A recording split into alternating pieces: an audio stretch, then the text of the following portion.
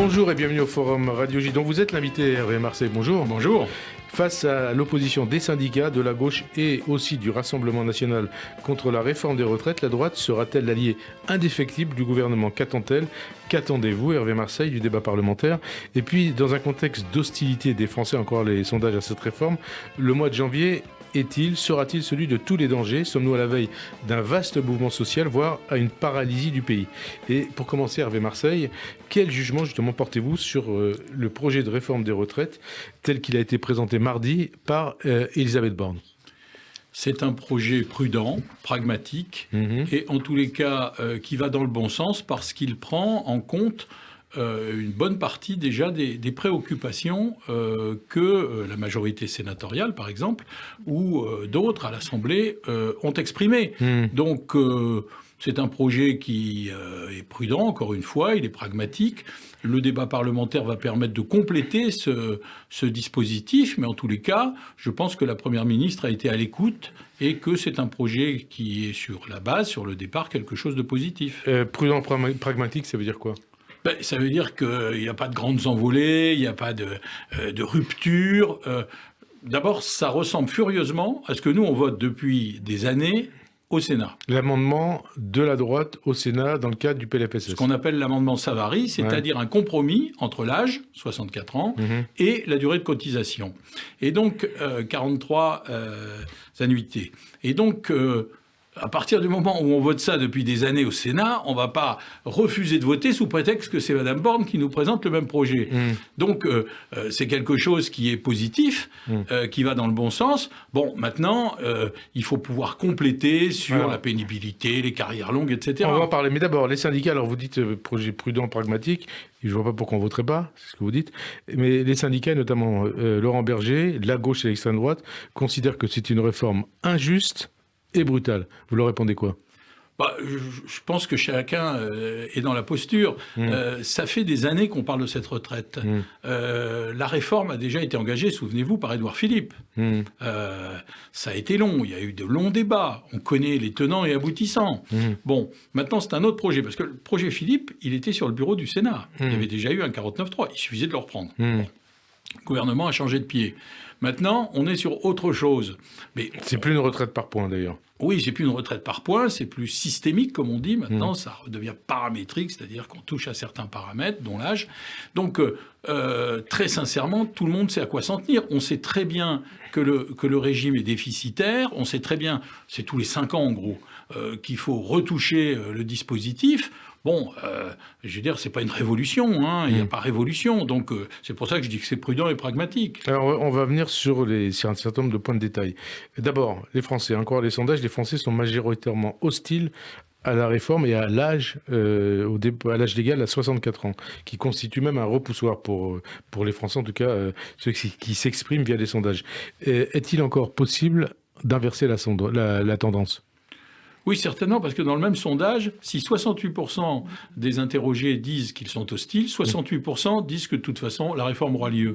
Et je ne sais pas quel pourcentage, elle sera votée. Oui, il y a une espèce de fatalité à penser qu'il faut faire quelque chose. Ça ne plaît pas, parce que il n'y a personne qui est heureux de savoir qu'il va devoir travailler plus, que les choses évoluent. Bon, il y a une inquiétude, parce que c'est toujours un peu complexe avant de comprendre la nature même de cette réforme. Mais en tout état de cause, je ne suis pas totalement sûr qu'il y ait une forte mobilisation derrière les syndicats. On va en parler. D'abord, par rapport à cette réforme, il va y avoir le débat parlementaire, on va pouvoir toucher peut-être un peu. On peut modifier cette réforme, l'améliorer par la pédagogie ou par des amendements au projet du gouvernement?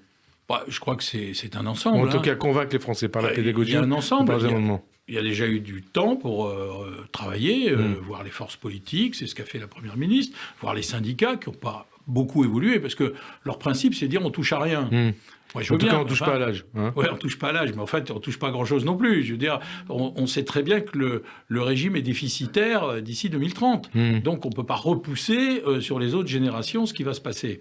Donc, je crois qu'il va y avoir un débat parlementaire qui va permettre de prendre en considération, j'allais dire, les parties un peu négatives ou cachées du dispositif. Et puis, à partir de là, il faudra de la pédagogie, que les gens s'approprient un peu cette réforme et qu'ils aient moins peur de la réforme et de ce qui peut se passer pour eux. Quels sont pour vous les points forts et les points faibles de ce projet de réforme Borne ?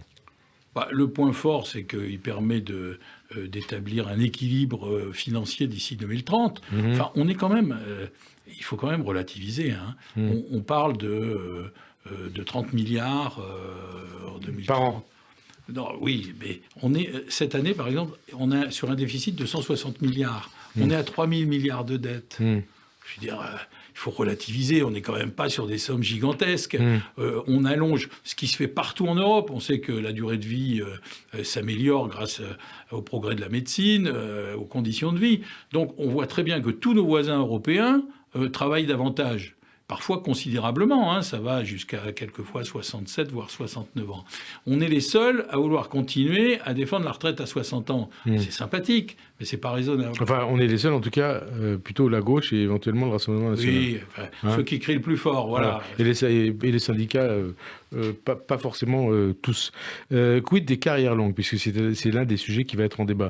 Faut-il porter l'âge légal à 63 ans pour ceux qui ont commencé à travailler avant 21 ans ? Parce que ça, c'était une question qui se pose aujourd'hui. Oui, c'est vrai, notamment avec les problèmes de la fonction publique. On voit très bien que certains, la RATP, peuvent partir à la retraite ou à la SNCF à 55 ou 57 ans, alors que quelqu'un qui aurait été femme de ménage ou technicien de surface, qui aura commencé très très jeune, va devoir attendre beaucoup plus tard. Donc ça fait partie des sujets qu'il va falloir affiner. Et qu'est-ce que vous pensez alors pour ceux qui ont commencé avant 21 ans, est-ce qu'ils doivent pouvoir partir à 63 ? Bien sûr, à 63 ans. Il y a des niches comme ça qu'il faut...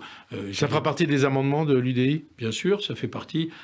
Et tout ce qui concerne aussi les seniors, parce que on est très faible sur le travail des seniors. On voit très bien qu'à peu dans la tranche 60-64 ans, il y a 33% des gens qui ont encore un emploi, alors que c'est 45% en moyenne en Europe. Ça veut dire quoi ? Il faut faire du bonus-malus. C'est ce que nous avons proposé. Ça veut dire quoi, bonus-malus ? Pour les entreprises, hein ? Et les individus. C'est-à-dire en clair que une entreprise, là on parle d'index, la Première ministre dit on va faire un index, un peu comme il y a pour la parité. Pour la parité, mais là un index sans sanction. Voilà. Donc là il faut imaginer un bonus-malus, c'est-à-dire que des entreprises qui rentreraient, j'allais dire, dans une logique vertueuse, pourraient avoir des avantages fiscaux par exemple. Lesquels par exemple ? Avantages fiscaux. Oui, mais c'est-à-dire un pourcentage... Un pourcentage à travailler sur leurs impôts. Et vous avez un chiffre en tête ? Non, il faut travailler de plus près le dossier. Mais l'idée qu'on a défendue devant la Première ministre, c'est de dire les entreprises vertueuses, il faut les aider. Les entreprises qui ne le sont pas, il faut les sanctionner. Parce que là, vous avez raison, il n'y a pas de sanction à l'index. Hein, c'est un constat, simplement. Et ça, il faut se dire que ça peut venir dans le cadre du débat parlementaire. Voilà. En tout cas, vous le souhaitez. Voilà. Et quand vous en avez parlé à Elisabeth Borne, qu'est-ce qu'elle vous a dit ? Elle était intéressée. La preuve, c'est qu'elle a repris l'idée, j'allais dire, de l'index, mais et du sujet, si je puis dire. Mais il faut aller plus loin. Vous dites que c'est pas complet, quoi. Hein ? Non. C'est pas complet. Et ça sert à ça, le débat parlementaire. Ouais. Hein.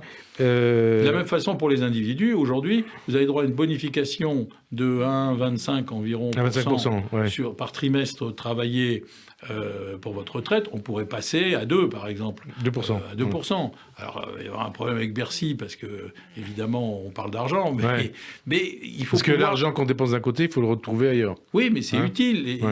Les seniors, ça représente une expérience, ça représente un savoir-faire, et puis c'est utile, et aussi économiquement, de continuer à les faire travailler. Donc, c'est important qu'on aide les entreprises et les seniors à continuer à travailler. Pour les seniors, justement, il y a aussi le cumul emploi-retraite. Voilà, c'est ça. Elisabeth Borne en a parlé. Comment on fait concrètement ? Est-ce que ce qu'elle a dit vous suffit ? Vous satisfait ? Il faut aller plus loin.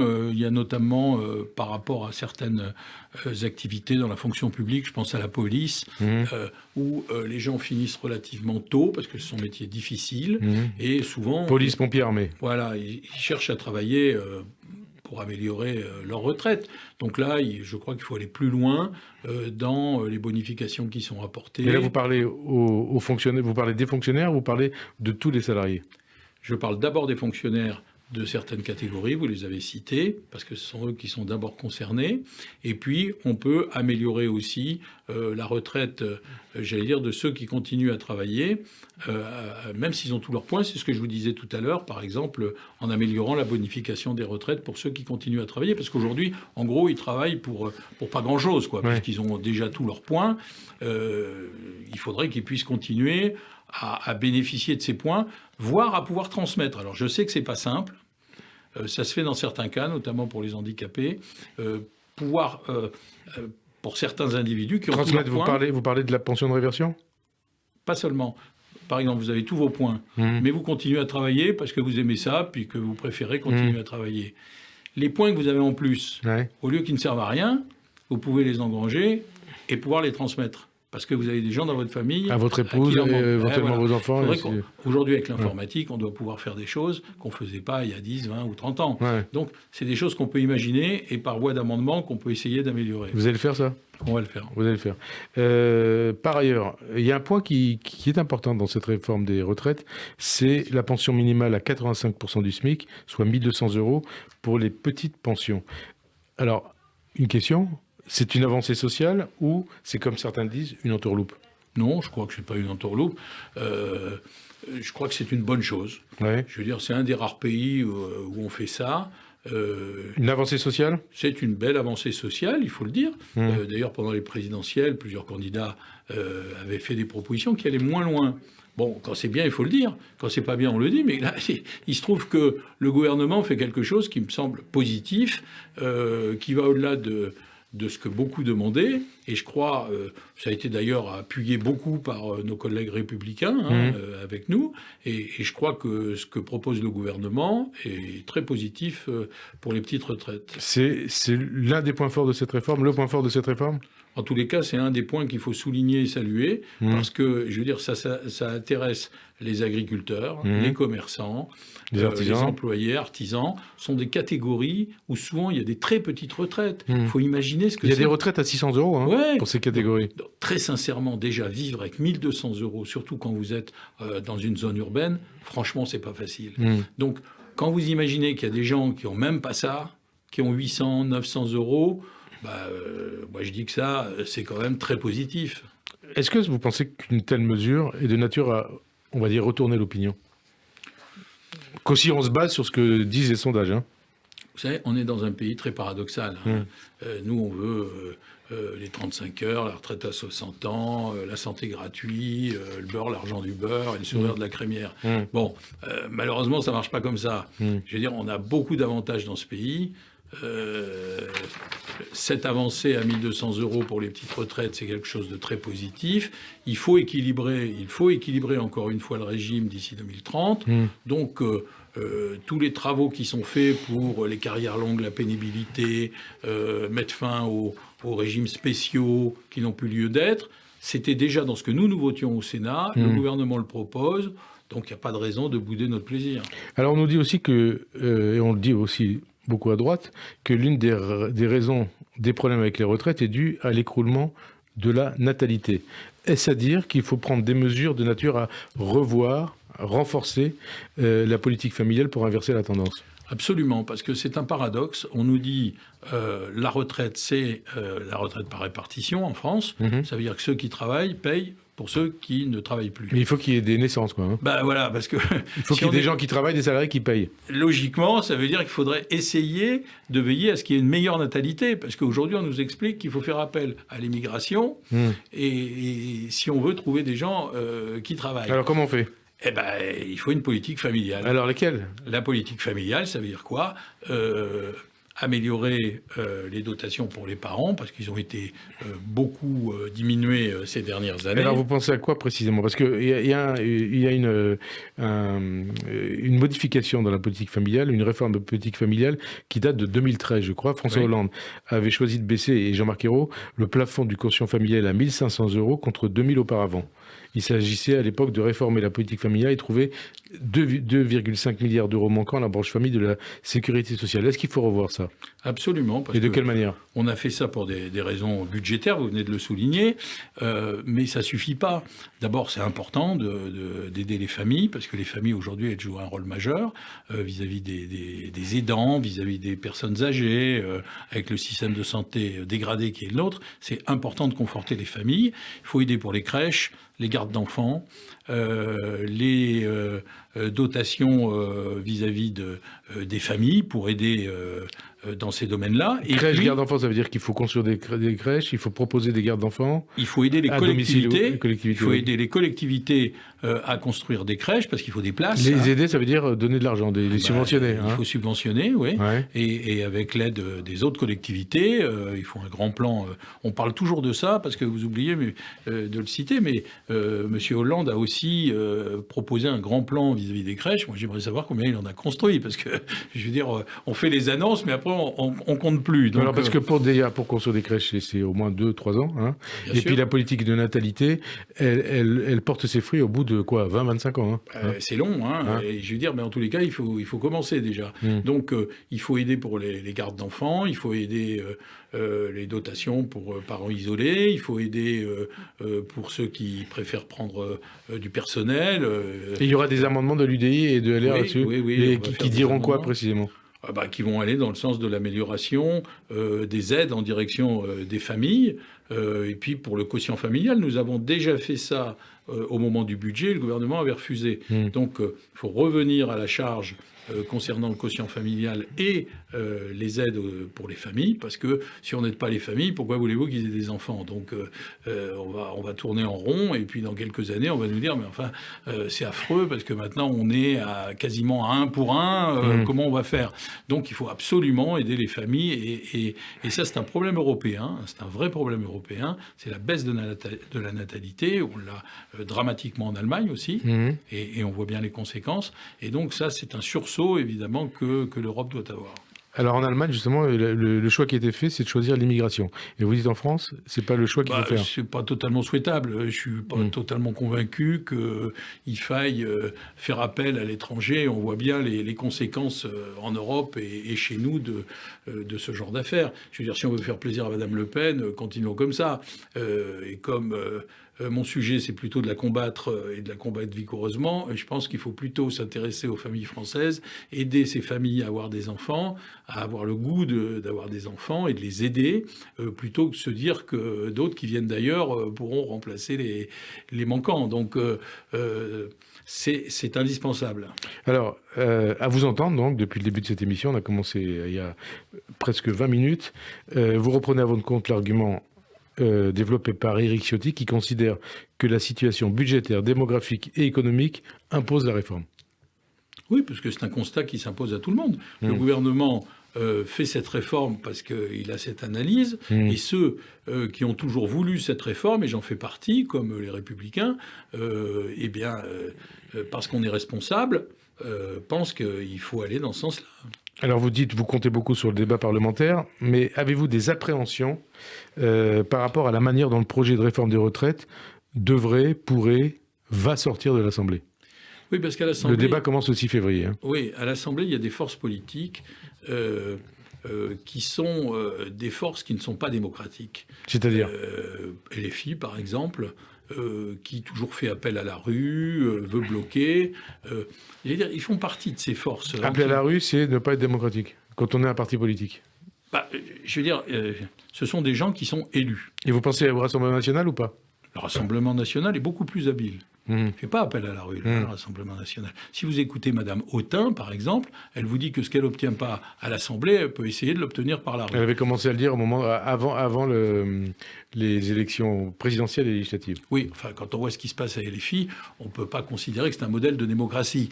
Donc, je pense qu'ils vont essayer de bloquer, effectivement, par des escarmouches parlementaires, le débat, mais... je veux dire, c'est de l'obstruction? Oui, de l'obstruction.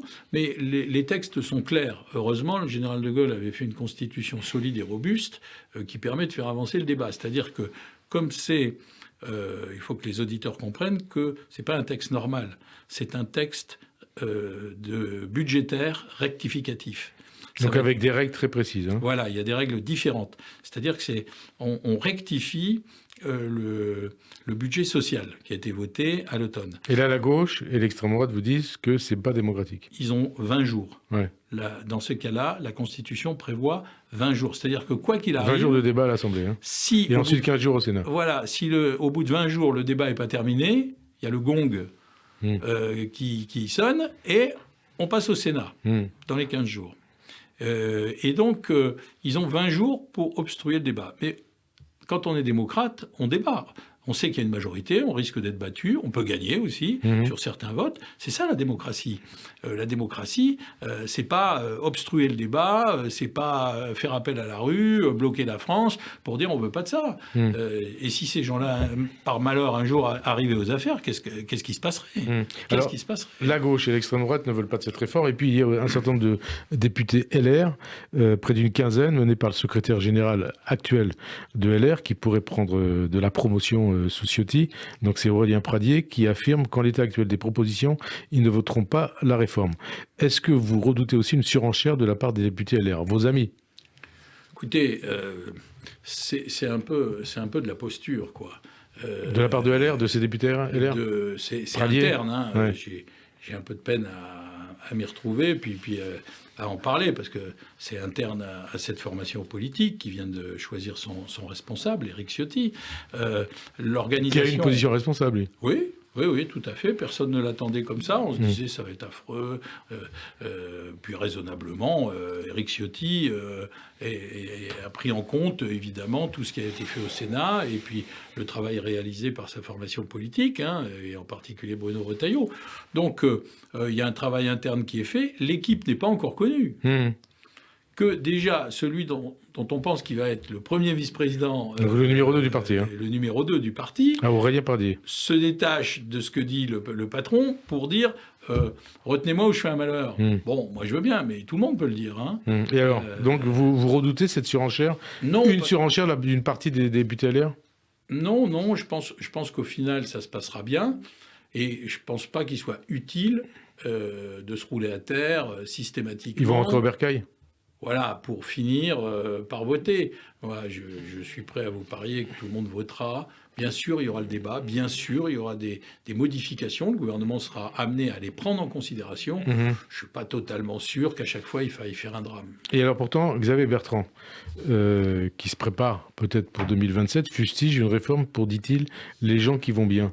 Il est dans le vrai ou il est dans le déni ? Ou il est dans la provocation, Xavier Bertrand ? Non, mais il connaît bien le sujet. Il a été ministre des Affaires sociales. Ouais. Il a des idées.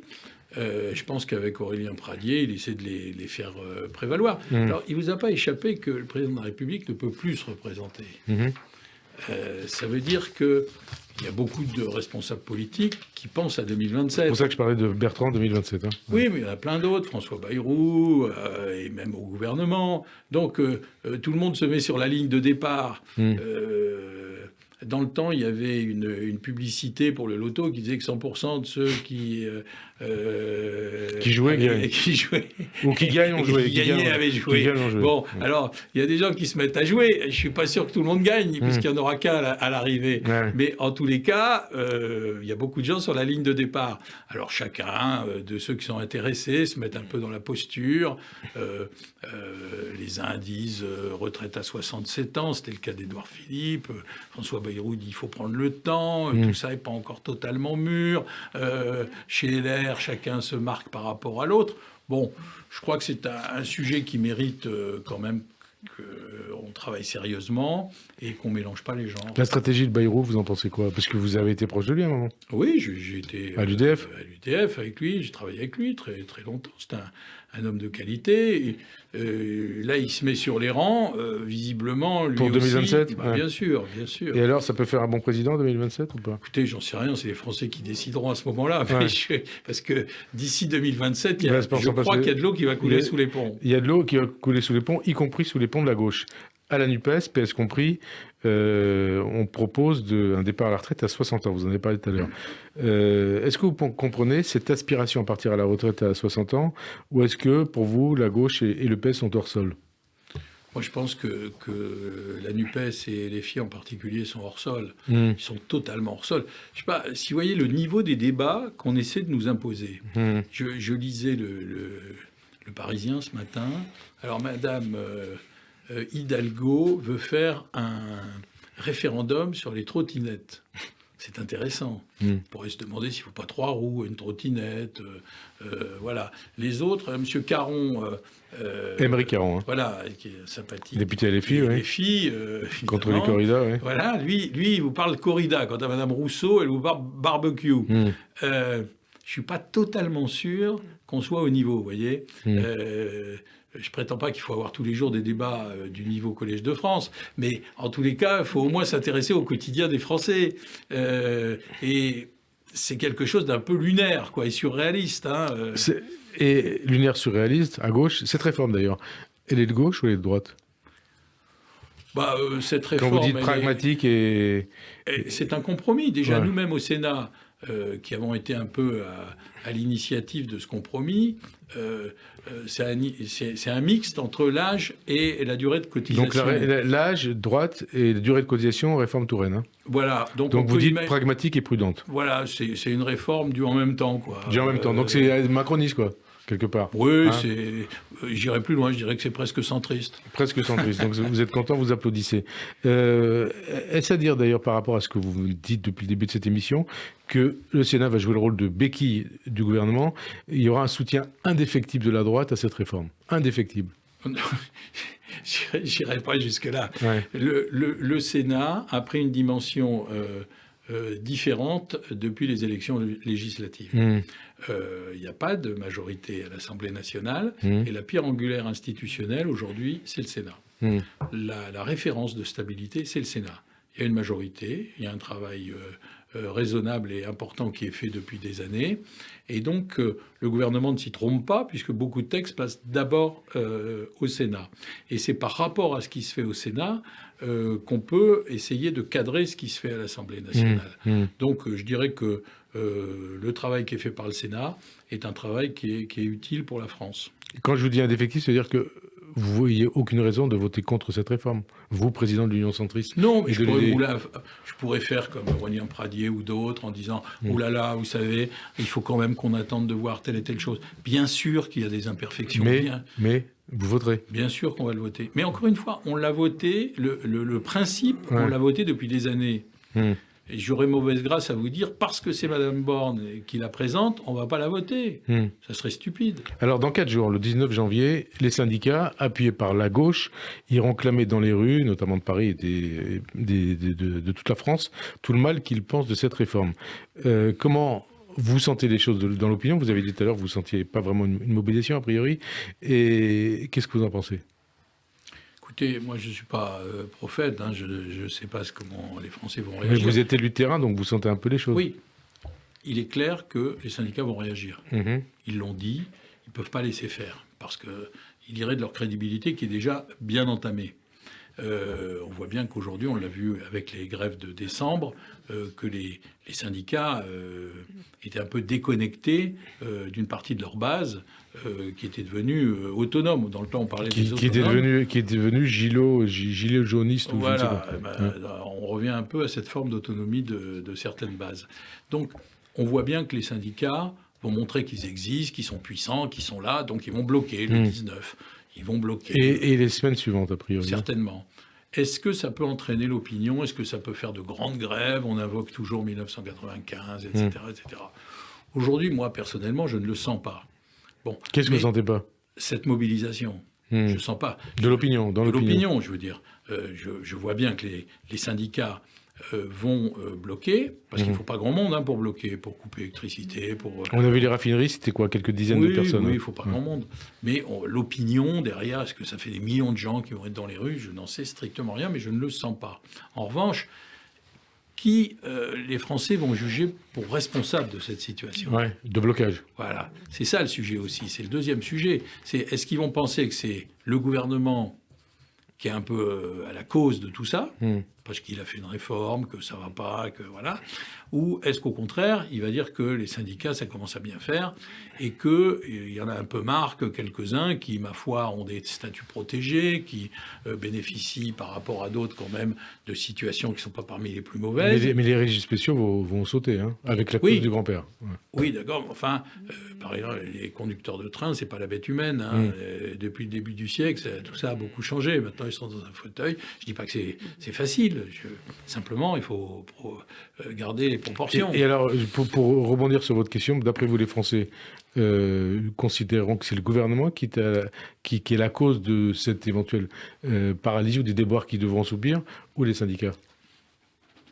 J'ai tendance à penser qu'ils en voudront beaucoup d'abord aux syndicats, comme à chaque fois, parce que c'est quand même les premiers responsables. Hein. Quand vous ne pouvez pas prendre votre train, votre avion, que voilà, vos activités sont perturbées gravement, et celles de l'entreprise aussi, à cause de quelques-uns, vous avez tendance à leur en vouloir.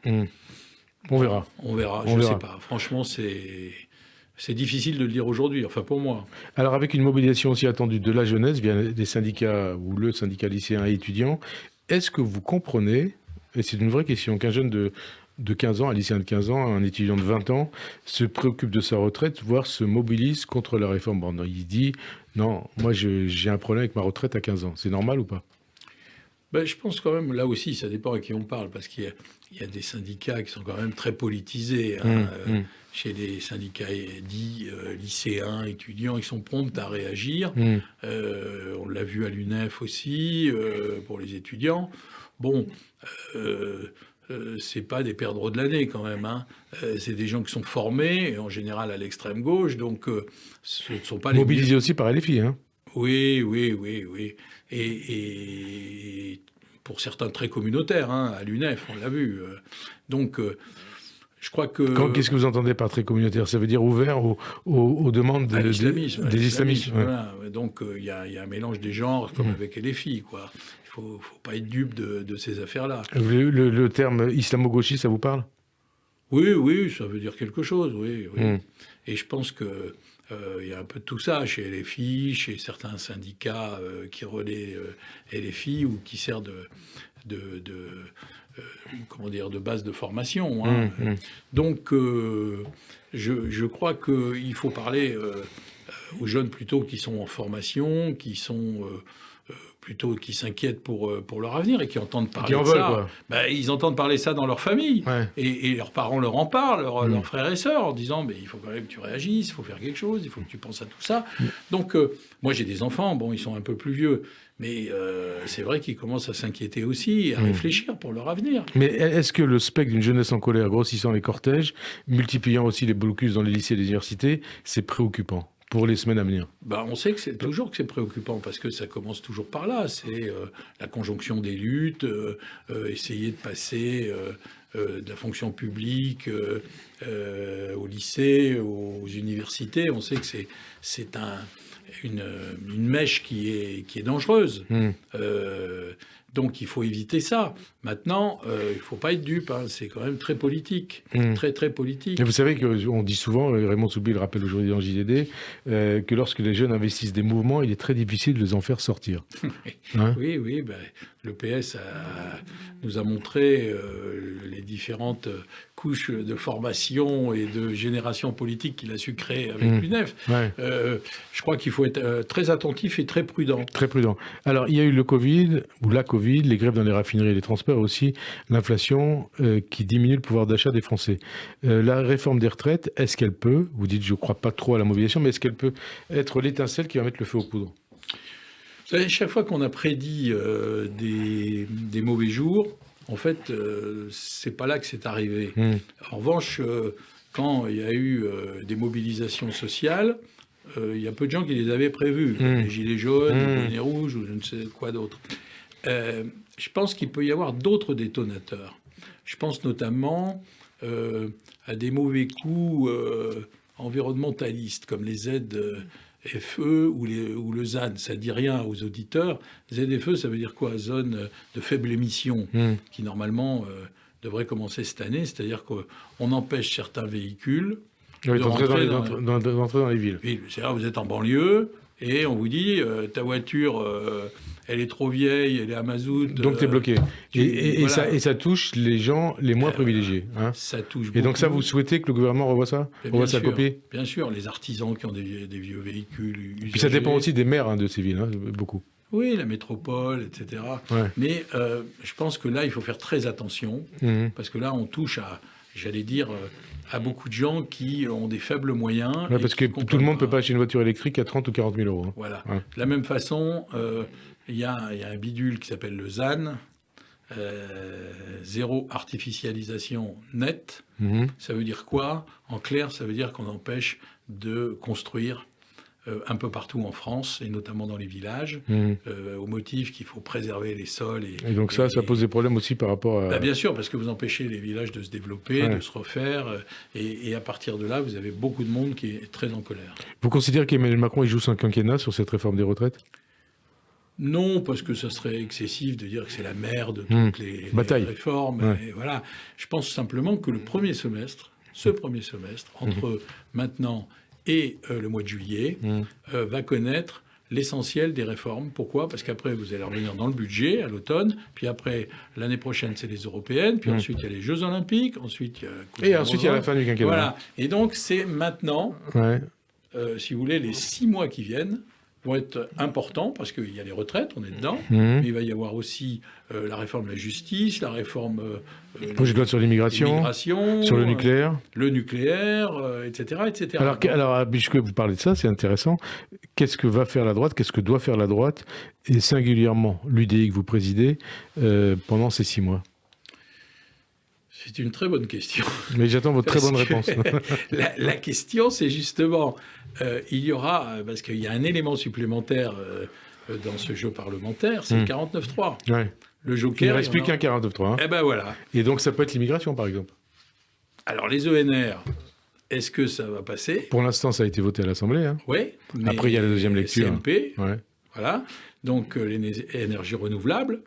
Bon, on dit les éoliennes pour simplifier. Bon, c'est un débat. Parce que si ça passe pas, est-ce que le gouvernement met 49.3 ou pas? Après, vous avez l'immigration. Je vois pas grand monde pour l'instant prêt à le voter. Y compris chez vous? On ne connaît pas bien le texte, il faut voir. Il faut attendre qu'ils viennent, mais bon. Voilà, régulariser beaucoup de gens, même si sur le fond, ça paraît une bonne idée, est-ce que c'est indispensable? Ça pose un problème vis-à-vis de l'opinion, et je pense que c'est un cadeau inutile à Mme Le Pen. Et puis, l'énergie atomique, oui. Nucléaire. Nucléaire. Je crois que ça... tout le monde est d'accord, enfin, a priori. Oui, enfin, maintenant, tout le monde est d'accord. Mais enfin, il n'y a pas si longtemps que ça. Il y a encore, aujourd'hui, à l'heure où nous parlons, un texte de loi qui prévoit la fermeture de 14 centrales. Donc, je pense que c'est indispensable. Alors, je vais vous poser la question autrement. Est-ce qu'il faut discuter des projets de loi les uns après les autres avec le gouvernement, ou est-ce qu'il faut avoir une discussion globale avec le gouvernement avant, dès maintenant d'ailleurs, hein, pour préparer les 6 mois et se mettre d'accord sur la manière dont ça pourrait se passer? La question est posée. Ouais. Et, alors, dites-nous comment elle est posée. Ouais. Elle est posée parce que soit les forces politiques abordent chacun de ces textes les uns après les autres, comme une course de saut de haie, soit on passe un accord sur un certain nombre de textes, quitte à nous-mêmes faire des propositions. Alors moi, je ne suis pas défavorable. Vous pensez plutôt pour cette... Oui, je ne suis pas défavorable, parce que de toute façon, il faudra voter ou pas voter. Donc, alors précisez-nous les choses, parce que les auditeurs nous écoutent, vous écoutent, et les Français. Donc vous n'êtes pas défavorable, c'est-à-dire qu'il y a un accord global avec le gouvernement sur les 4-5 textes à venir, sur les 6 mois à venir. À l'allemande, on peut essayer de se mettre d'accord sur un certain nombre de textes, plutôt que de les aborder les uns après les autres. Moi, je pense que c'est pas plus stupide de discuter d'un accord sur plusieurs textes, quitte à amener nous-mêmes des textes supplémentaires. Et alors, on précise les textes, hein, donc retraite, c'est en cours, immigration, nucléaire, ENR, justice. Si le gouvernement veut absolument faire adopter un texte et que l'opposition ne le souhaite pas, autant en discuter tout de suite, plutôt que... Ou alors le gouvernement nous dit qu'il fait 49.3. Mais je pense qu'on peut essayer de discuter de certains textes et les enrichir, puisque de toute façon, regardez, ce qui se passe sur les retraites, ça prouve qu'on peut discuter. Mais en tout cas, on sent que c'est quelque chose qui vous plairait, quoi, qui vous plaît. Attendez, c'est raisonnable. Je veux dire, il n'y a pas de majorité. C'est la stratégie du consensus. Oui, à partir du moment où vous n'avez pas de majorité, qu'est-ce que vous pouvez faire? Soit le président de la République qui tire les conséquences et il veut dissoudre, dire je vais chercher une nouvelle majorité, je reparle aux Français, sauf que tout le monde voit que c'est un risque et que on fait un cadeau à Mme Le Pen qui va avoir beaucoup plus de députés. C'est ce que nous ne souhaitons pas. Donc la deuxième solution, c'est de dire si on ne veut pas dissoudre, il faut bien discuter. Alors justement, vous reprenez un peu à votre compte ce que disait Nicolas Sarkozy. Il a appelé à plusieurs reprises Emmanuel Macron à tendre la main aux députés LR. Il invite ces derniers, et éventuellement les députés LI et les parlementaires UDI, à accepter un rapprochement avec lui. Est-ce que c'est le bon moment? Est-ce que vous souhaitez qu'Emmanuel Macron aille dans ce sens et comment? Bon, encore faudrait-il effectivement qu'il y ait une main tendue. Mais là, vous tendez la main. Hein. Mais on l'a toujours tendue. Je veux dire Pas du temps de Jean-Christophe Lagarde. Moins.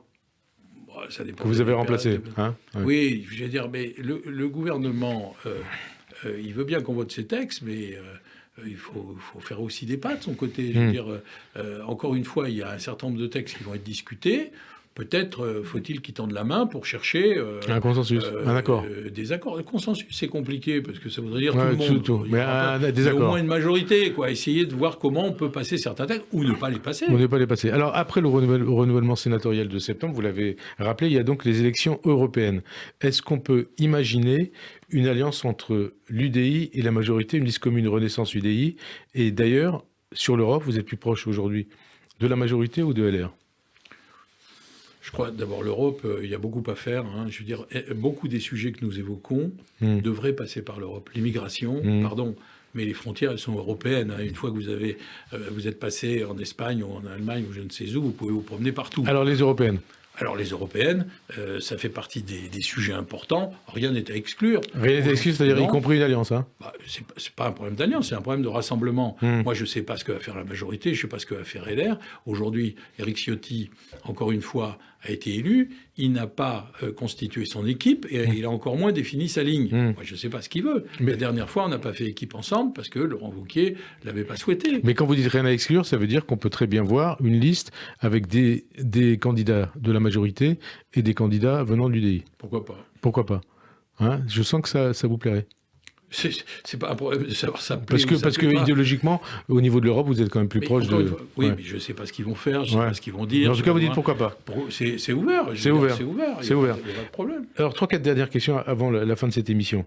Sur la stratégie de la France en Ukraine, est-ce que vous souhaitez que la France livre des chars au lourd, en l'occurrence des Leclerc à l'Ukraine, comme va le faire la Grande-Bretagne, avec ses chars, je crois, Challenger? Déjà, ça serait bien peut-être que le gouvernement en parle devant le Parlement, parce qu'on apprend ça par voie de presse, mais enfin, on est en train de monter dans l'escalade. Moi, ça ne me gêne pas qu'on aille jusque-là, et les autres non plus, la Pologne en particulier, les Allemands, mais ça veut dire une escalade supplémentaire, mais ça veut dire surtout aussi qu'on pense que les Ukrainiens peuvent gagner la guerre et qu'on les aide. Alors, autre dossier international, l'Iran. Quand vous constatez que en Iran, des femmes se battent jusqu'à en payer de leur vie pour avoir le droit de ne pas porter le voile, et des hommes aussi, qui sont condamnés à mort régulièrement, des femmes et des hommes, et qu'en France, le port du voile est devenu une revendication des islamistes, mais aussi d'un certain nombre de militantes féministes, voire de partis de gauche. Qu'est-ce que ça vous inspire ?